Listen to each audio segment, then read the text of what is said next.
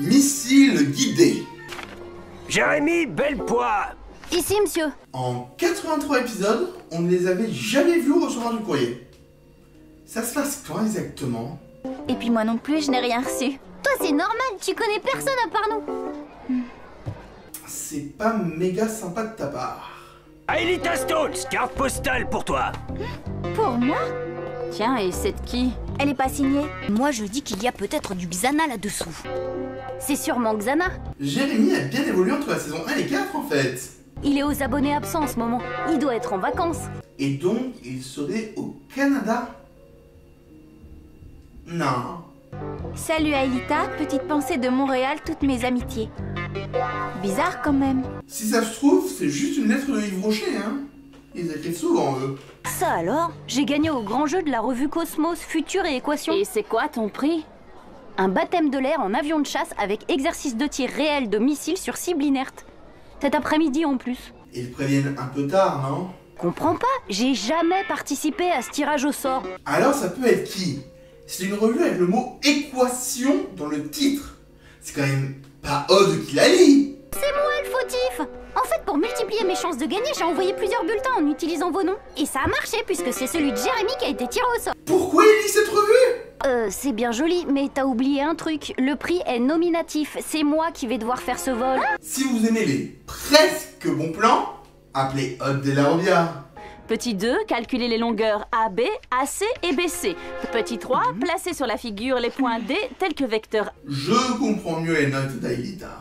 Le début de l'énoncé, vous pouvez me le passer? Ah, pourquoi? T'as qu'à regarder le tableau? Non, ça me fatigue les yeux. À quoi tu joues, Aelita? À rien. Je voulais juste savoir qui a écrit ça. Tu nous soupçonnes? Et comment tu pourras vérifier si ce n'est pas Yumi? Regarde le tampon sur le timbre. La carte a été postée au Canada, pas au collège Kadik. Vous auriez pu trouver un réplica, vous translatez près d'un supercalculateur au Canada, faire en sorte que la carte soit aussi translatée sous forme de spectre polymorphe et la poster depuis le Canada. Ou alors je vais trop loin. Jérémy, je te présente Greg, ton pilote. Salut, gamin. Prêt pour le grand frisson? N'ayant pas vu Top Gun, je ne vais pas faire beaucoup de références dessus. Mais j'ai pas voulu me dégonfler devant mes amis. Alors vous prenez quelques photos de moi dans le cockpit, comme ça vos lecteurs seront contents, votre magazine fera des économies, et mes potes seront persuadés que j'ai fait mon baptême de l'air. Heureusement qu'ils ne sont pas venus te voir. Parfait. On ne bouge plus.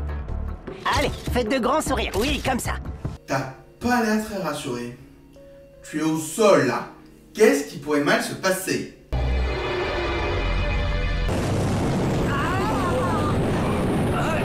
Mais qu'est-ce qui lui prend? Qu'est-ce que vous faites? Je vous rappelle qu'on ne devait pas décoller. Et je sais, mais je contrôle plus rien. Bon ok, j'arrête hein. J'ai l'impression que je porte la poisse. L'ordinateur de bord ne répond plus, il agit de manière autonome. L'avion pilote tout seul, c'est comme si un virus avait pris son contrôle. Ah, Xana. Tu viens seulement d'y penser? Xana ne vous laissera pas manipuler l'ordinateur de bord. Xana? C'est quoi ça? Écoute petit, on n'est pas dans un de tes jeux vidéo là, c'est du sérieux. Mais qu'est-ce que... Pourquoi on ne t'écoute jamais? Mais ne vous inquiétez pas, j'ai peut-être une solution au problème. Charlie Fox 41, veuillez décliner votre identité.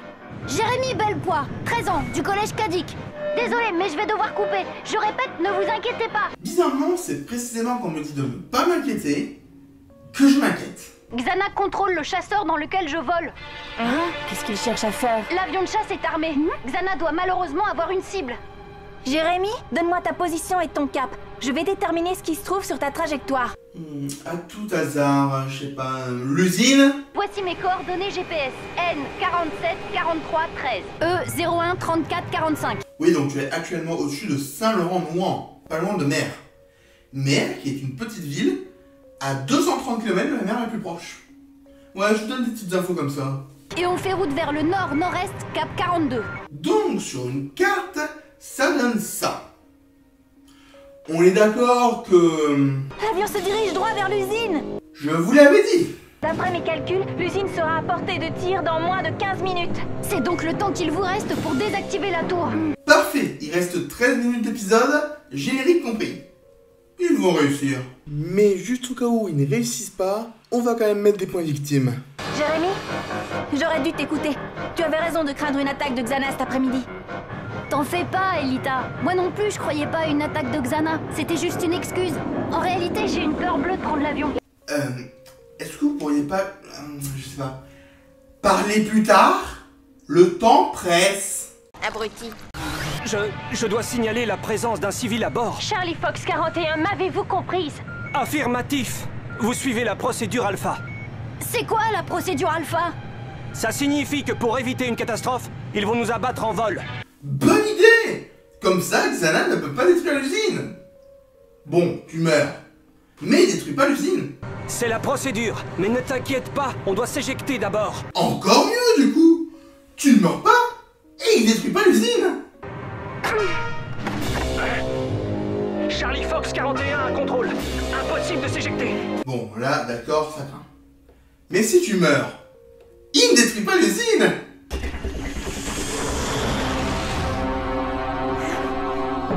Je t'attendais. Je vais finir par les shipper, ces deux-là. Tu prends enfin des initiatives avec tes ailes. Bravo.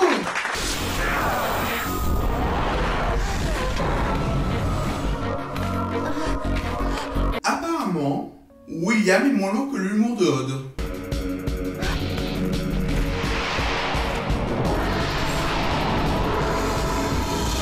Pourquoi tu fais tous ces détours? Va tout droit! Je trouve ce plan très stylé. Et vous remarquerez que les ailes d'Aïta n'ont pas d'ombre.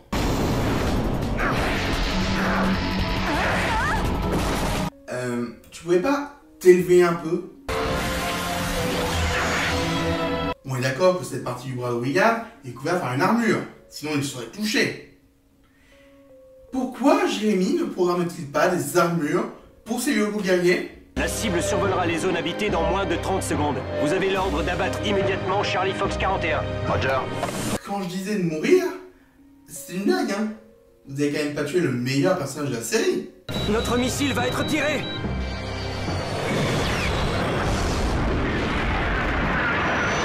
Est-ce que ça va faire comme en saison 1, avoir le missile qui s'immobilise au dernier moment?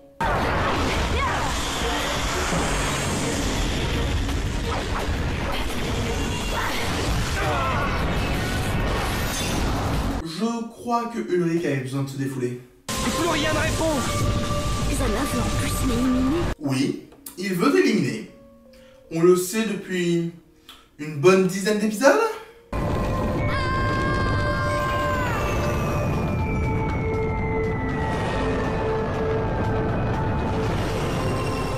J'arrive à trouver ça à la fois beau et moche. Comment c'est possible?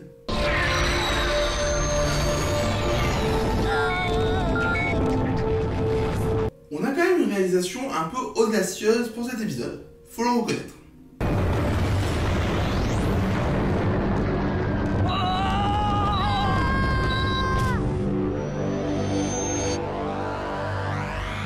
Parfait, on n'a pas commencé loin. Jérémy? Oh non, il n'est pas réapparu dans sa chambre. Il n'est pas là. Il a dû mourir, c'est pas... À moins que... Ah?